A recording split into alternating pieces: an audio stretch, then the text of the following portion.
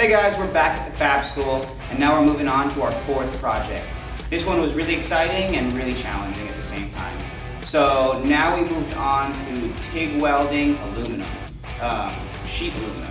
It reacted a lot different than the steel. Just when I had thought I got the hang of TIG welding steel, then we got thrown into aluminum, and yeah, it was really a challenge.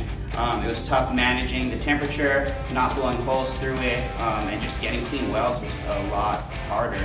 But once I got used to how the metal reacts and how to do it, I started feeling a little bit better and a little more confident. The trash can is super fun because what we actually got to do was just take a regular flat piece of sheet metal, cut out panels, and tack them together. Once we had them tacked together, we welded the seams.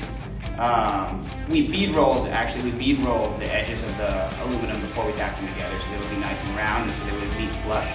Then once we tacked and welded them through, we went and we grinded them and sanded them off, so you wouldn't, like at the end we had a finished product, we sanded it, polished it, and by the end you would never have known that that was 5 different pieces of sheet aluminum.